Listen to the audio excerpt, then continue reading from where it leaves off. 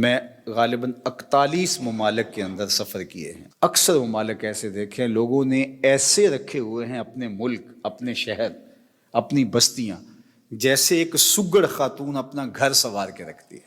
باہر کھلے میدانوں کے اندر وہ اپنے کتے لے کے جا رہے ہوتے ہیں اور ہاتھوں کے اندر تھیلیاں پکڑی ہوتی ہیں۔ وہ کہتے ہیں ہم اپنے ملک کو گندہ نہیں کر سکتے اور ہم اپنے گھر کو گندہ کیا ہے۔ مسجدوں کے واش روم اتنے گندے ہوتے ہیں اور پبلک واش روم کا تو کوئی حال ہی نہیں نا، وہاں تو بیٹرا محال ہو جاتا ہے۔ تو کیا ہم قوم ہے؟ یعنی اللہ پاکیزگی کو پسند کرتا ہے اور اہل قباء کی تعریف کی گئی۔ حضور علیہ السلام سے رب نے کہا کہ آپ ان کے ساتھ جا کے نماز پڑھیے، قباء والوں کے ساتھ۔ مسجد درار کو گرا دینے کا کہا اور مسجد قباء کی تعریف کی، اور کیا کہا کہ مسجد قباء والے اللہ کو اس لیے بھی پسند ہیں کہ یہ ستھرائی کا بڑا خیال رکھتے ہیں۔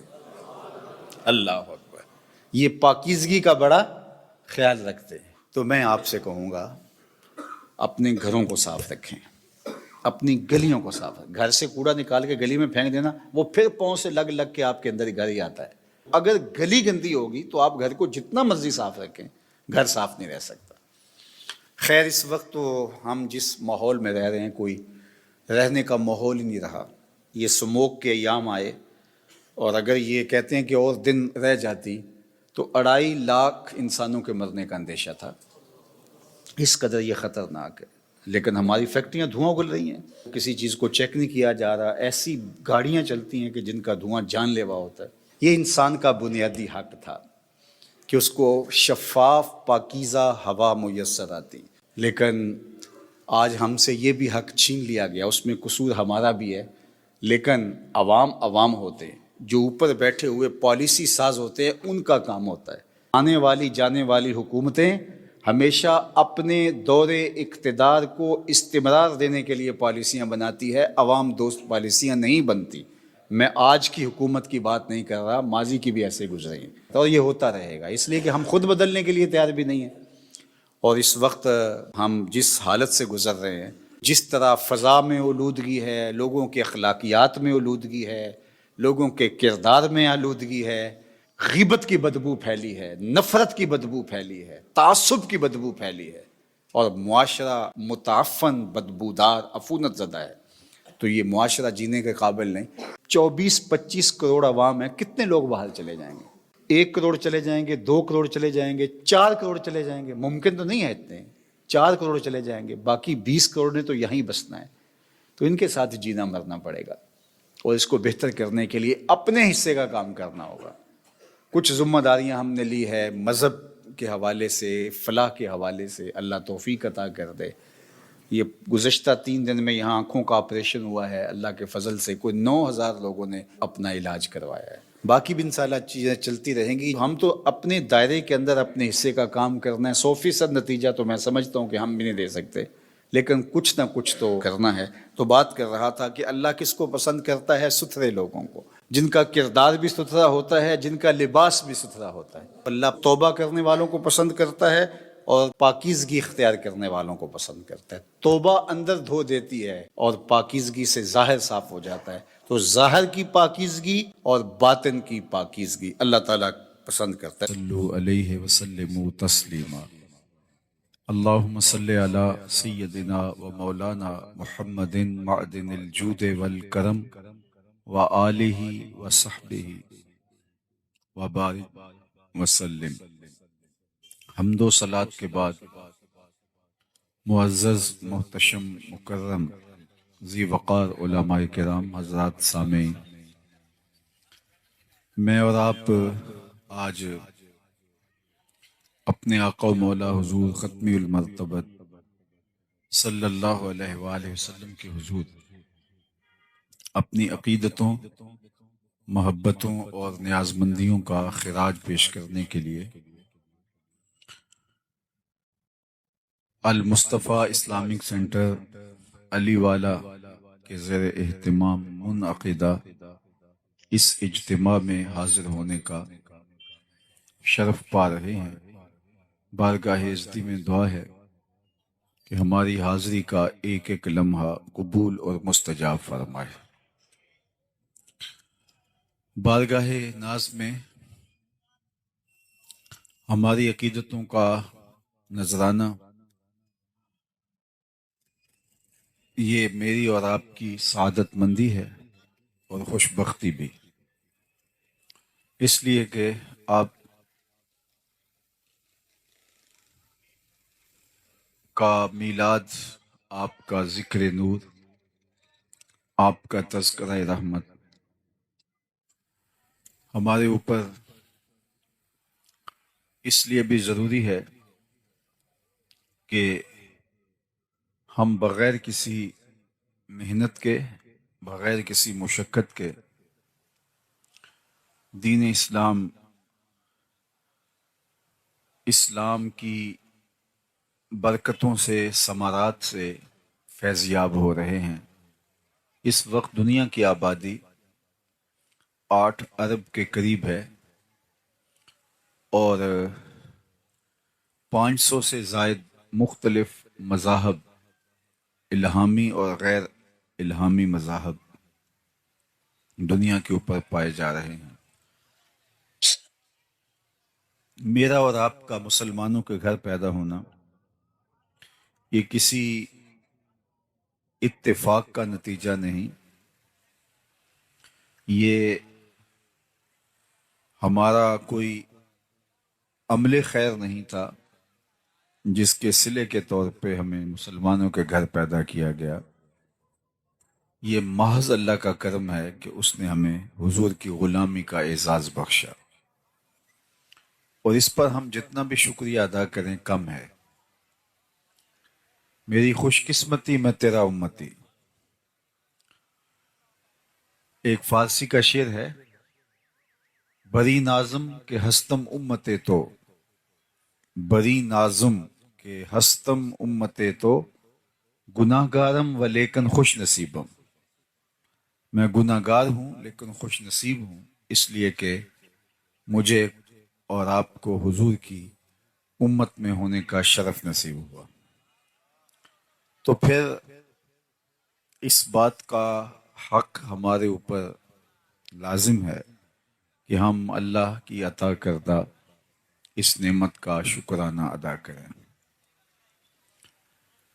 میں آپ کو سب سے پہلے ایک مجلس میں لیے چلتا ہوں جس کو منعقد ہونے کے لیے مسجد نبوی کا پاکیزہ ماحول میسر آیا، اور ہم تو عرض گزار ہوتے ہیں ہمارے گھر بھی ہو جائے چراغاں یا رسول اللہ، لیکن وہاں عملاً چراغاں ہوا اور حضور بنفس نفیس تشریف فرما ہوئے۔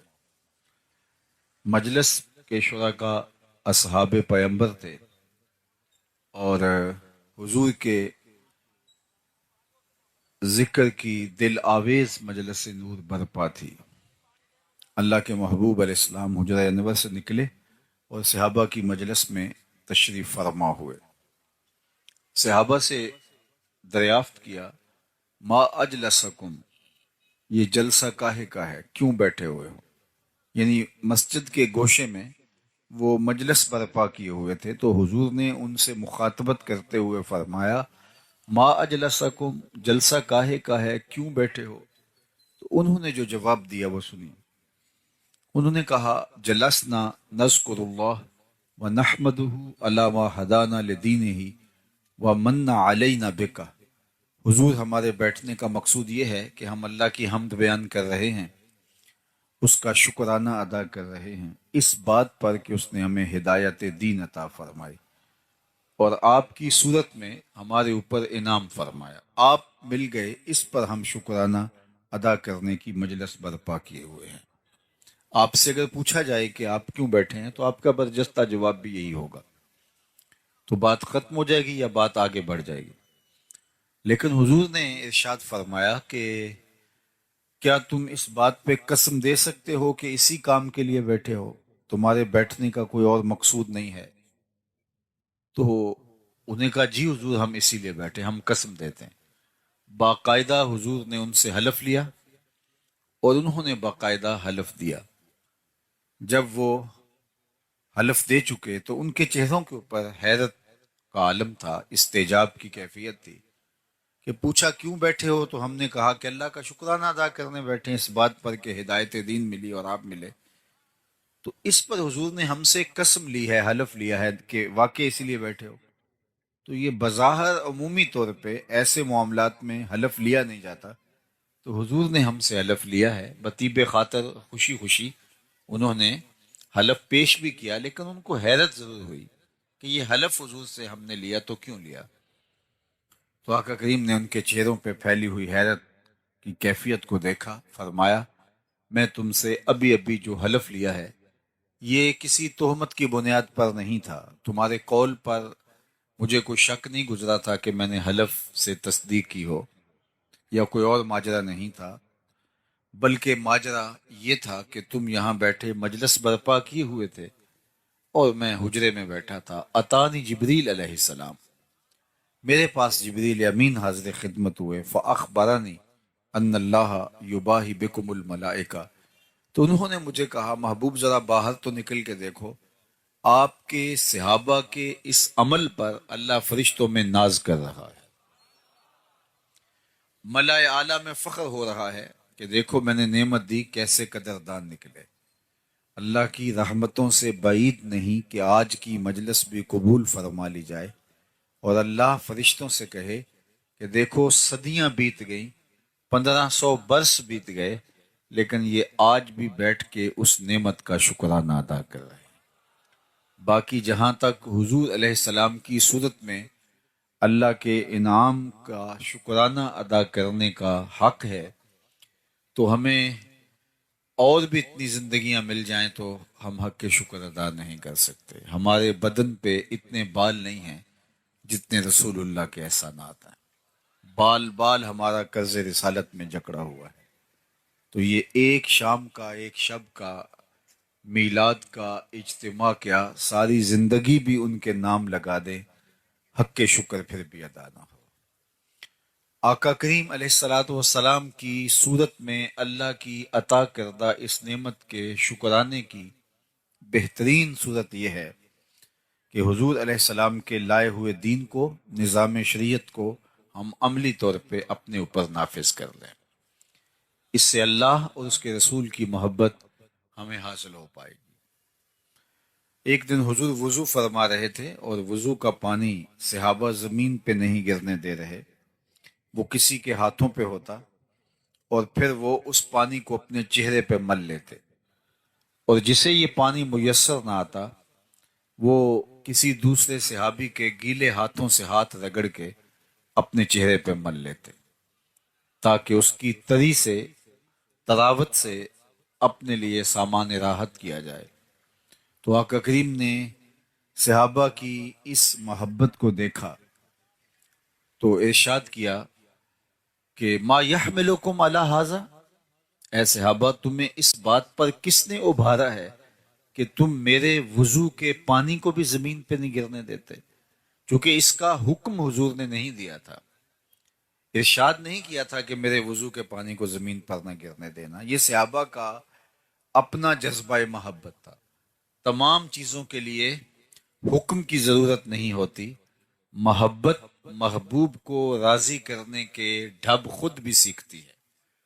محبت خود محبوب کی منشا، محبوب کی رضا، محبوب کی خوشنودی اور ادب کی رعایت بجا لانے کے طریق خود دریافت کرتی ہے، اور صحابہ کی زندگی میں یہ ایک بار نہیں ہوا، کئی بار ہوا۔ صلح حدیبیہ کے موقع پر بھی یہ منظر دیکھنے کو ملا، جس پر عروہ بن مسعود الثقفی نے اعتراض کیا تھا، کتب حدیث میں موجود ہے۔ حضور لعاب پھینکتے ہیں، صحابہ حضور کے لعاب کو اپنے ہاتھوں پہ لیتے ہیں اور اپنے چہروں پہ مل لیتے ہیں۔ بلکہ ایک دن حضور نے پچھنے لگوائے تو ایک لگن میں پانی، حضور کا بہا ہوا خون جو ہے وہ جمع کر لیا گیا۔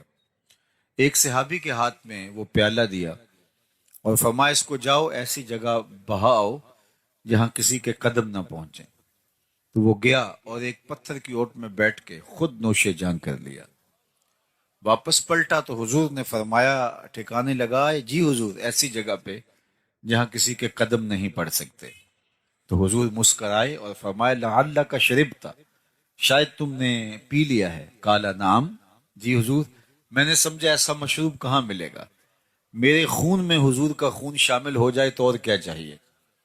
آقا ناراض نہیں ہوئے کہ تو نے خون کیوں پیا، بلکہ حضور نے جو تاریخی جملہ ارشاد فرمایا وہ یہ تھا، یا غلام قد حررتا نفسکا، قد حررتا نفسکا من النار، اے بیٹے تو نے اپنے آپ کو آتش دوزخ سے بچا لیا ہے۔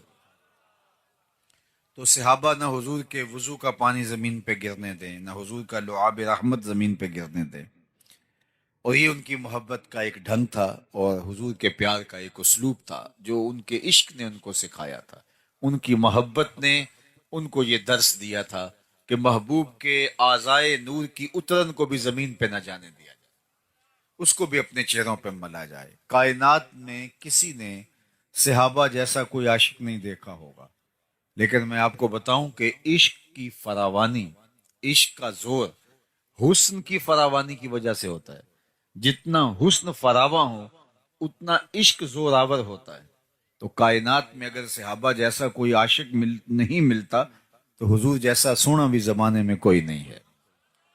لکھاں آئے لوک زمانے تے محبوب خدا جیا کوئی نہیں، لکھاں سونے بن بن بیندے نے اودی خاک پا جیا کوئی نہیں۔ حضرت ابو ہریرہ تو بولے، کل قمر لیلۃ البدر لم ارا قبلہ ولا بعدہ مثلہ، کیا پوچھتے ہو، حضور 14ویں رات کے چمکتے ہوئے چاند کی طرح تھے۔ پھر کہا نہیں نہیں نہیں، حضور جیسا نہ پہلے دیکھا نہ بعد میں دیکھا۔ حضرت حسان بن ثابت بولے، کیسے دیکھتے، کسی ماں نے جنم دیا ہوتا تو دیکھتے، خدا نے وہ سچائی پن چھڑیا جدے وچ محمد نو ٹالیا سی۔ حسینہ جمیلاں دا منہ موڑ دیتا، محمد بنا کے قلم توڑ دیتا۔ وہ پیکر تراشا، وہ حسن دیا، وہ جمال بخشا، وہ خوبصورتی دی۔ اللہ اکبر کہ حسن ختم ہے۔ کسی نے کہا تھا کہ حسن جدا پانی پرے عشق بھی غلامی کرے، حسن ادا پانی پرے عشق بھی غلامی کرے، چند سینہ چیر دیوے جدوں اشارہ کرے، جیڑا اونوں ویکھے پھرے دل نو سنبھالدا، لب کے لے آواں کتھوں سونا تیرے نال۔ وہ جمال دیا، وہ خوبصورتی دی۔ آپ نے محبت کی لوک داستانیں سنی ہوں گی، لیکن کبھی آپ نے یہ نہیں سنا ہوگا کہ کسی محب نے محبوب کے لعاب کو اپنے ہاتھوں پہ لیا ہو اور اپنے چہرے پہ ملا ہو۔ لیکن یہاں محبت کے ایسے مظاہر بھی دیکھنے کو ملتے ہیں۔ اب حضور وضو کرتے ہیں، صحابہ وضو کے پانی کو زمین پہ نہیں گرنے دیتے، چہروں پہ مل لیتے۔ آقا کریم نے ان سے پوچھا، ما یحملکم علی ھذا، میں نے تو اس کا حکم نہیں دیا، تم ایسا کیوں کر رہے ہو؟ تو سنیے اس کا جواب۔ انہوں نے کہا، حب اللہ و رسولہ، اللہ اور اس کے رسول کی محبت کا تقاضا یہ ہے کہ ہم اس وضو کے پانی کو زمین پر نہ گرنے دیں۔ تو اللہ کے محبوب نے ان کی تردید نہیں کی، ان کو اس کام سے روکا نہیں، ان کو اس کام سے منع نہیں کیا، بلکہ اللہ کے محبوب کی دور اندیش نگاہ آنے والے حالات کا ملاحظہ فرما رہی تھی کہ آنے والے لوگ کہیں محبت کے ان مظاہر پر ہی موقوف نہ رہیں اور باقی دین ان کی نظروں سے اوجل نہ ہو جائے اور ترک نہ کر بیٹھیں۔ تو آقا کریم نے صحابہ سے مخاطبت کرتے ہوئے فرمایا، صحابہ تمہارا یہ عمل اس لیے ہے کہ اللہ اور اس کے رسول کی محبت، تو سنو، جو اللہ اس کے رسول کی محبت چاہتا ہے اور یہ چاہتا ہے کہ اللہ اور اس کا رسول اس سے محبت کرے اور وہ اللہ اور اس کے رسول سے محبت کرے، تو اس کا یہ کام اپنی جگہ پہ اس کو 3 کام کرنے چاہیے۔ سب سے پہلی بات، جب بولے سچ بولے، اس کے زندگی میں کبھی جھوٹ نہیں بولنا چاہیے۔ تم میرے وضو کے پانی کو زمین پر نہیں گرنے دیتے، ہاتھوں پہ لیتے ہو اور چہروں پہ مل لیتے ہو، لیکن یہ بھی فراموش نہ کرنا، اگر تم میرے غلام ہو تو غلامی کا حق ادا تب ہوگا جب تمہاری زبان پہ جھوٹ نہیں آنے پائے گا۔ دوسری بات ارشاد فرمائی کہ جب تمہارے پاس امانت رکھی جائے تم اس میں کبھی خیانت نہیں کرو گے۔ اور تیسری بات ارشاد فرمائی، تمہاری ہمسائیگی میں کوئی آ بسے تو تم حق کے مجاورت ادا کرو گے، ہمسائیگی کے حق کا، حقوق کا لحاظ رکھو گے۔ یعنی تمہارا یہ عمل، سبحان اللہ، لیکن یہ 3 چیزیں تم سے فراموش نہیں ہونی چاہیے۔ سب سے پہلی، جب بھی بولو سچ بولو، میں اور آپ کیسے جھوٹ بول سکتے ہیں جبکہ ہمارے آقا و مولا کو کافر بھی صادق و امین کہتے تھے؟ اگر ہم جھوٹ اس کے باوجود بھی بولتے ہیں تو پھر سمجھیے ہمیں دین کی سمجھ اور دین کا فہم ہی نہیں آیا. ہم اپنے نبی سے جو پیار کا ربط رشتہ رکھتے ہیں وہ ہمارا ادھورا ہے، پورا نہیں ہے. حضور سے پوچھا گیا مومن بزدل ہو سکتا ہے؟ فرمایا نہیں، مومن بہادر ہوتا ہے. لیکن فرمایا ہو سکتا ہے کبھی بزدلی بھی کر جائے، آخر بشری تو ہے. پھر پوچھا گیا مومن بخیل ہو سکتا ہے؟ کہا نہیں، مومن سخی ہوتا ہے، لیکن ہو سکتا ہے کبھی وہ بخل بھی کر جائے، بشر ہی تو ہے. تیسرا سوال حضور سے پوچھا گیا مومن جھوٹ بول سکتا ہے؟ فرمایا جھوٹا نہیں ہو سکتا. یہ طے ہے کہ مومن ہو اور جھوٹا ہو یہ نہیں ہو سکتا. تو سچ بول کے آپ تکلیف بھی اٹھا لیں، سچ بول کے اس کی کوئی آپ کو قیمت بھی دینی پڑے، سچ بول کے آپ نقصان بھی اٹھا لیں، لیکن آپ کے دل کو قرار نصیب ہوگا. جھوٹ بول کے کوئی فائدہ لے لیں، جھوٹ بول کے کسی کو دھوکہ دے دیں، جھوٹ بول کے پیسہ کما لیں، لیکن آپ کے دل کی بے قراری ختم نہیں ہوگی. الصدق طمانینہ والکذب ریبہ. فرمایا صدق طمانیت قلب کا سبب ہے، اور جھوٹ جو ہے وہ آپ کو بے چین رکھے گا. اس لیے میری اور آپ کی زندگی میں اگر سچ اتر آتا ہے تو مطمئن زندگی ہمیں نصیب ہو جاتی ہے، اور سچ سے باقی راستے کھلتے ہیں. انسان جب سچ بولنا شروع ہو جاتا ہے تو روحانیت کی دیگر راہیں کھلتی ہیں، خیر کی توفیقات ملتی ہیں، اچھائی کے راستے کشادہ ہوتے ہیں، نیکی کی توفیقات ملتی ہیں. انسان اعمال صالحہ کا نور پاتا ہے، لیکن اگر وہ جھوٹ بولنا شروع کر دیتا ہے تو اس کی ساری محنتیں ضیاع اور نقصان کا سبب اور ذریعہ بن جاتے ہیں. اس لیے ہمیں اپنی زندگی میں کبھی بھی جھوٹ کو داخل نہیں ہونے دینا چاہیے، چاہے سچ بول کر ہمیں کتنا ہی نقصان کیوں نہ اٹھانا پڑے، اور جھوٹ کا کتنا ہی فائدہ کیوں نہ ہو، ہمیں اس فائدے پر نظر نہیں رکھنی چاہیے. ہمیں ہمیشہ سچ کو شعار بنانا چاہیے. ایک حدیث پاک میں آتا ہے کہ جب کوئی شخص جھوٹ بولتا ہے تو اس کے منہ سے بدبو نکلتی ہے. عام لوگ تو اس کو محسوس نہیں کر پاتے، لیکن اللہ کے نورانی حساس رحمت والے فرشتے اس منہ سے نکلنے والی سمیل کو محسوس کرتے ہیں اور ایک میل پیچھے ہٹ جاتے ہیں. جو فرشتے ہمارے گھروں میں ہمارے حصے کی رحمتیں دینے کے لیے آ رہے ہوتے ہیں، رحمت کی ڈلیوری ہمیں دینے آ رہے ہوتے ہیں، تو وہ جھوٹ کی وجہ سے ایک میل پیچھے ہٹ جاتے ہیں.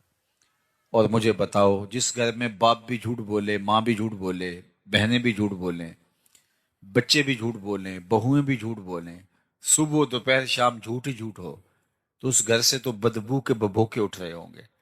فرشتے کئی کئی میل باہر وہ خیر کے برکت کے پارسل لیے ہمارے حصے کے شہر سے باہر کھڑے ہوں گے کہ آگے جا کیسے پائیں، آگے تو عفونت پھیلی ہوئی ہے بدبو کی وجہ سے. اب ہوا کیا کہ ہمارے حصے کی جو رحمت فرشتوں نے لے کے آنی تھی، وہ بدبو کی وجہ سے فرشتے آگے آ نہیں پا رہے، اور ہم کو اتنا موقع ان کو نہیں دے رہے کہ ماحول میں پاکیزگی آ جائے اور وہ اندر آ جائیں. ہم ابھی پہلی بدبو ختم نہیں ہونے پاتی کہ پھر جھوٹ بول کے نیا تعفن پھیلا دیتے ہیں. اور اب گھر کے اندر بے برکتی، نحوست. اب ہم بھاگے عاملوں کے پاس، تو عامل تو بیٹھا ہی ٹھیا لگا کے اسی کام کے لیے. وہ اگر کہے گا میاں تمہارے گھر میں جھوٹ ہے، اس وجہ سے بے برکتی ہے، تمہارے گھر میں مصلی نہیں بچتا، اس کی وجہ سے بے برکتی ہے، تمہارے گھر میں قرآن نہیں کھلتا، اس کی وجہ سے بے برکتی ہے، وہ کیوں بتائے گا؟ وہ تو کہے گا تم وقت پہ آ گئے ہو، اگر تم 2 گھنٹے بھی لیٹ ہو جاتے تو یہ تعویذ چل جانے تھے. اب اتنے منگل، اتنے اتوار، اتنے بدھ، اتنی جمعرات آپ کو میرے پاس آنا پڑے گا. اور میں نے دیکھا کیا شریف لوگ اور انتہائی اچھے خاندانوں کی خواتین بھی جا کے ایسے مکرو لوگوں کے پاس کھڑے ہوتے ہیں، بیٹھے ہوتے ہیں، جنہیں بیچاروں کو وضو کا طریقہ بھی نہیں آتا، اور یہ اپنے درد کا مداوع اس سے ڈھونڈ رہے ہوتے ہیں جو خود مریض ہے، جو خود جھوٹ کے اوپر جس کے کاروبار کی بنیاد ہے. تو ہم کبھی بھی سکون نہیں پا سکتے اگر ہماری زندگیوں کے اندر سچائی داخل نہیں ہوتی. میلاد النبی صلی اللہ علیہ وآلہ وسلم کی اس عالی شان مجلس رحمت میں آنے والوں، عزم کر کے جاؤ کہ زندگی جھوٹ سے نہیں سچ سے عبارت ہوگی. دیکھنا آپ کے دل کو اس کی تسکین کتنی نصیب ہوتی ہے، اس کا قرار جو باطن کو نصیب ہوتا ہے وہ کیا آپ کے لیے راحت جاں کا سبب و ذریعہ ہوتا ہے. تو سچائی کے ساتھ جڑنا سب سے پہلی بات اللہ کے محبوب نے ارشاد فرمائی. پھر دوسری بات ارشاد فرمائی کہ امانت میں خیانت نہیں کرو گے. اگر تم یہ چاہتے ہو کہ اللہ اور اس کے رسول سے محبت کرو اور اللہ اور اس کا رسول تم سے محبت کرے تو کبھی خیانت نہیں کرو گے امانت کے اندر جو تمہارے پاس رکھی گئی. اور ہم تو قرض لے لیں تو دعا مانگ رہے ہوتے ہیں کہ جس سے قرضہ لیا وہ فوت ہی ہو جائے، اور قرضہ واپس لینے کے لیے اس کو دلیلیں دینی پڑتی ہیں کہ میاں مجھے ضرورت پڑ گئی ہے اس لیے تجھ سے مانگ رہا ہوں، اور وہ پھر فون بھی نہیں اٹھا رہا ہوتا حالانکہ اس نے قرض لیا ہوتا ہے، اس کے اوپر لازم ہے اس کو لٹائے. لیکن ہم لوگوں سے لیا ہوا قرضہ ہڑپ کر جاتے ہیں، لوگوں کی جائیدادوں پہ قبضہ کر جاتے ہیں، لوگوں کی زمینوں پہ قبضہ کر جاتے ہیں، دیوار رکھتے ہوئے ہمسائے کا کہ 2 انچ دبا لینا فن سمجھتے ہیں، جبکہ کسی نے ایک بالشت برابر کسی کی زمین ہتھیائی. یعنی ایک بالشت کے برابر یہ کتنی ہوتی ہے، اتنی کسی کی زمین ہتھیا لی، کل قیامت کے دن 7 زمینوں کا توق بنا کے اس کے گلے میں ڈال دیا جائے گا. آج ہم اگر کسی سے خیانت کرتے ہیں، کسی کا مال دبا لیتے ہیں، کسی کی امانت ہڑپ کر جاتے ہیں، تو آج وہ سول کورٹ میں چلا جاتا ہے، سیشن کورٹ میں چلا جاتا ہے، ہائی کورٹ میں چلا جاتا ہے، سپریم کورٹ میں چلا جاتا ہے، سنوائی نہیں ہوتی مظلوم کی، اور وہ طاقتور ہے، پیسے دے کے، مال دے کے، وہ رشوت دے کے، اثر و سلوک کے ذریعے سے، سفارش کے ذریعے سے جیت جاتا ہے. تو کیا کام ختم ہو جائے گا؟ نہیں. اللہ نے ایک عدالت رکھی ہوئی ہے جو سب سے آخر میں لگے گی. وہاں ایک ایک چیز کا فیصلہ ہونا ہے. وہاں ترازو کے دونوں پلڑے صحیح صحیح تولتے ہیں. وہاں کسی کی سفارش نہیں چلتی، اور نہ ہی کوئی مکر و فریب سے، دجل و تلبیس سے تگڑا وکیل کر کے اس کے ذریعے سے جو ہے وہ دھوکہ کر سکتا ہے. وہ دن آنے والا ہے. اور اس وقت سکہ رائج الوقت کیا ہوگا. آج تو کسی کا کوئی ہم حق مار لیں تو پیسے دے کے جان چھڑا لیتے ہیں. قیامت کے دن تو پیسہ کسی کے پاس نہیں ہوگا، سارے پیسے یہاں چھوڑ جائیں گے. قیامت کے دن ساری زمینیں دولتیں یہاں چھوڑ جائیں گے، خزانے مال مویشی سب یہاں چھوڑ جائیں گے. وہاں تو کچھ بھی نہیں ہوگا ہمارے ہاتھ میں. کیا ہوگا وہاں؟ سکہ رائج الوقت اعمال ہوں گے. اگر کسی نے کسی کا حق غصب کیا ہوگا تو اس کے بدلے کے اندر چھٹنے کے لیے اس کو اپنے عمل دینے پڑیں گے، اور اگر عمل دے کے بھی جان نہ چھوٹتی ہوئی تو اس کے گناہ لینے پڑیں گے. اور اگر کسی نے کسی کے 3 پیسے دبائے، 3 روپے نہیں، 3 پیسے دبائے، اس کے عوض میں اس کو 700 نمازیں جو جماعت کے ساتھ پڑھی ہیں وہ دینی پڑیں گے. صرف 3 پیسوں کے عوض 700 نمازیں عمل کی اس کے بدلے میں دینی پڑیں گی، تب وہ 3 پیسوں کا حساب برابر ہوگا. اور جو لاکھوں دبا چکا ہے، میں تو حساب کر رہا تھا ایک دن کہ اگر 2-3 ہزار روپے بھی اگر کسی نے دبا لیے تو ساری زندگی کے عمل، نمازیں، حج، عمرے سب کچھ چلا جائے گا.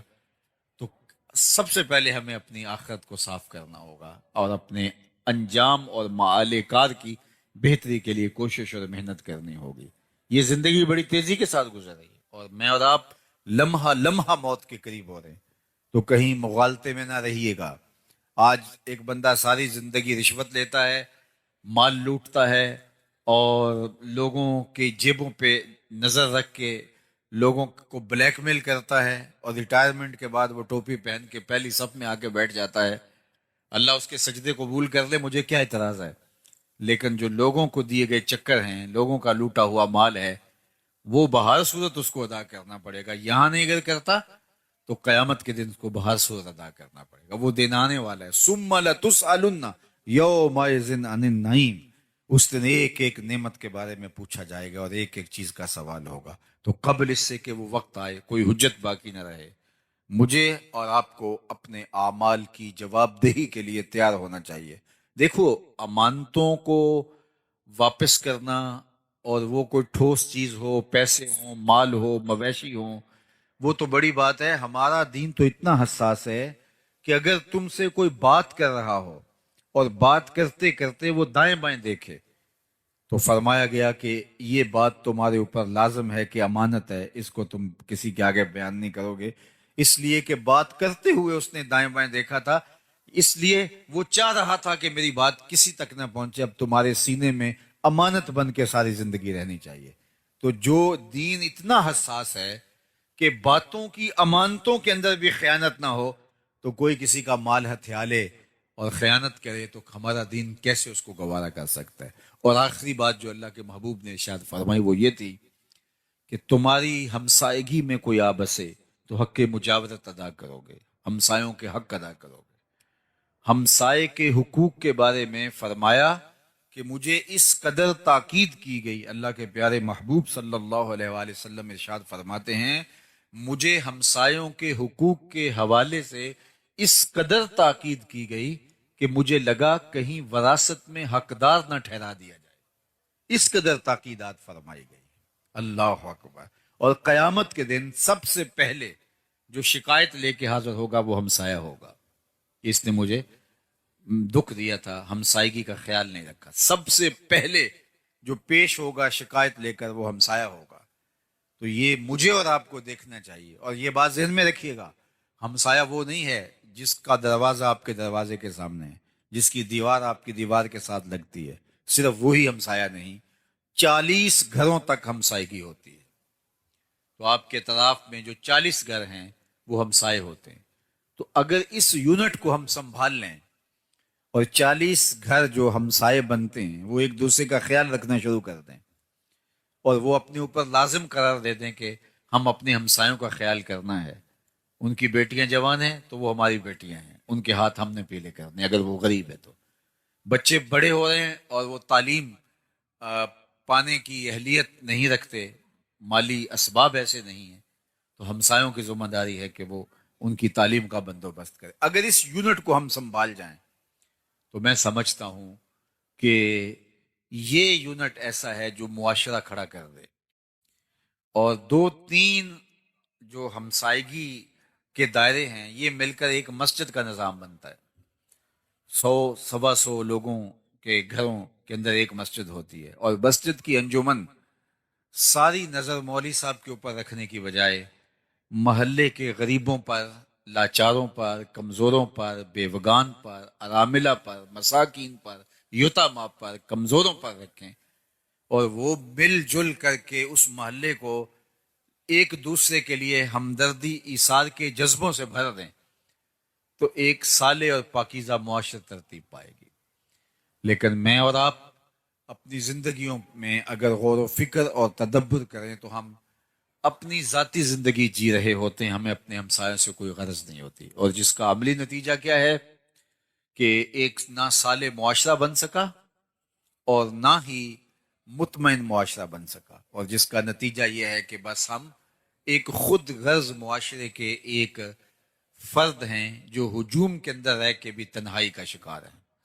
تو ہمیں دوبارہ اپنے آپ کو دیکھنا ہوگا، دین کو دوبارہ سمجھنے کی کوشش کرنا ہوگی، دوبارہ ریوزٹ کرنا ہوگا دین کو، کیونکہ ہم منبر و محراب سے عمومی طور پہ فضائل کے باب ہی سنتے سنانے کے عادی ہو گئے ہیں، لیکن ہمیں دوبارہ خود بھی غور کرنا ہوگا کہ ہمارے دین نے ہمیں رشتہ داروں کے حقوق دیے ہیں، ہمسایوں کے حقوق دیے ہیں، ماں باپ کے حقوق دیے ہیں، بلکہ حضور نے فرمایا راستوں میں نہ بیٹھا کرو۔ عرض کی حضور یہ تو ہمارے بیٹھنے کی جگہ ہیں، فرمایا پھر اس کا حق ادا کرو۔ عرض کی حضور حق الطریق کیا ہے؟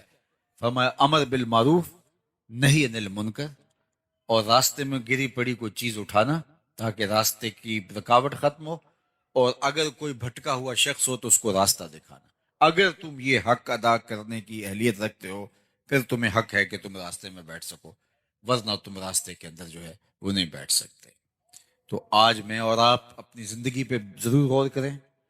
یہ میلاد النبی صلی اللہ علیہ وآلہ وسلم ہمیں نئے سرے سے ایک جذبہ، ایک نئی زندگی، نیا بانک پن، دین کے ساتھ تعلق، حضور کے ساتھ محبت کے رشتے کے استحکام کا ذریعہ بن کے دوبارہ طلوع ہوتی ہے۔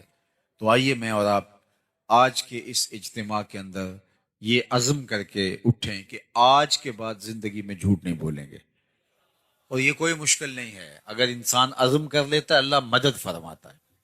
مجھے نہیں پتا اس آپ کے علاقے کی آبادی کتنی ہے، 1 لاکھ نفوس ہیں، 2 لاکھ نفوس ہیں، یا کم ہیں یا زیادہ ہیں، اور اس میں سے یہ چند ہزار لوگ ہیں، لیکن اگر یہ چند ہزار لوگ بھی عزم کر لیں کہ ہم جھوٹ نہیں بولیں گے، کل سے ہی آپ کا علاقہ بدلا بدلا دکھائی دے گا۔ ہمیں عزم کرنا ہوگا، لیکن اگر ہمارا کام صرف سننا ہے اور چلے جانا ہے تو یہ تو ہم مدتوں سے سنتے آئے ہیں، بڑے بڑے جلسے ہوتے ہیں، سنتے ہیں، نعرے لگاتے ہیں، واپس آ جاتے ہیں، تو اس سے ہم نے لیا کیا، اخذ کیا کیا، حاصل کیا کیا؟ مجھے بتائیے، آپ کسی دعوت میں جائیں اور کھانے دیکھ کے آ جائیں تو اس سے آپ کی پیاس مٹ جائے گی، بھوک مٹ جائے گی۔ آپ جب کسی کھانے کی مجلس میں جاتے ہیں تو اپنی ضرورت کے مطابق آپ حلق سے نیچے اتارتے ہیں، تو آپ جب اس مجلس کے اندر آئے ہیں تو پھر عمل کا حصہ لینا چاہیے۔ صحابہ حضور سے 10 آیات سیکھتے تھے، اگلی 10 پر تب عمل کرتے تھے، 10 تب سنتے تھے جب پہلی 10 پہ عمل ہو جایا کرتا تھا۔ تو مجھے بھی اور آپ کو بھی عمل کی طرف بڑھنا ہوگا، چونکہ نماز عشاء کا وقت جو ہے ہوا چاہ رہا ہے اور میں اپنی گفتگو کو طوالت نہیں دینا چاہتا۔ اللہ کی بارگاہ میں آپ سارے لوگوں کی آمین کے ساتھ دعا ہے کہ اللہ تعالی ہمیں ان چیزوں پہ توفیق عمل عطا فرمائے۔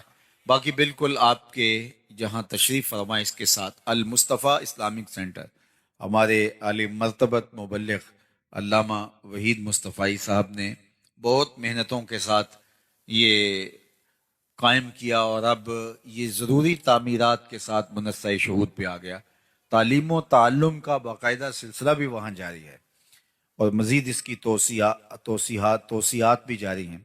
تو میں آپ سے کہوں گا کہ صرف یہ ایک دن کے لیے یہاں جمع ہو کر کے اپنے جذبوں کا اظہار نہ کیجیے، بلکہ اس مرکز کے ساتھ عملی طور پہ وابستہ ہو جائیے۔ اس مرکز میں آ کے سیکھیے، اپنے بچوں کو داخل کروائیے، مالی اعانت کیجیے، اخلاقی مدد کیجیے، اور جو ہے وہ یہ مرکز اس پورے علاقے کے لیے رشد و ہدایت کا، خیر و برکت کا ضامن بن کے ابھرے۔ اللہ ہمارے عالی مرتبت محترم جناب قاری عبدالوحید صاحب کو بہتر جزا عطا فرمائے، اور ان کے رفقائے کار، ان کے دوست احباب، اراکین انجمن، اللہ ان کو بھی جزائے خیر دے کہ وہ اس مرکز کو آگے لے جانے کے لیے اپنی تمام تر صلاحیتوں کو بروئے کار لائیں۔ والسلام علیکم ورحمۃ اللہ وبرکاتہ۔ اللہم صلی علی سیدنا و مولانا محمد معدن الجود والکرم وآلہ وصحبہ وبارک وسلم۔ اللہ اٹھے ہوئے ہاتھ کبھی بھی خالی نہ موڑنا، پھیلی ہوئی جولیاں رحمتوں سے بھر دینا، بخت کی بہاریں نصیب فرمانا، آنے والوں کو واپس گھروں میں پہنچنے سے پہلے پہلے اس اجتماع کی برکتیں نصیب فرمانا۔ اے اللہ اس مرکز کو قیامت تک آباد رکھنا، ہر خیر ہر برکت علامہ صاحب کی جھولیوں میں ڈال دینا، ہمارے جملہ منتظمین کی خیر فرمانا۔ جس شوق فراواں کے ساتھ یہ لوگ تشریف لائے، جو خیر کے نیک عزائم کیے، اللہ اس پر توفیق عمل عطا فرمانا۔ وصلی اللہ تعالی علی النبی الامین وآلہ واصحابہ اجمعین برحمتک یا ارحم۔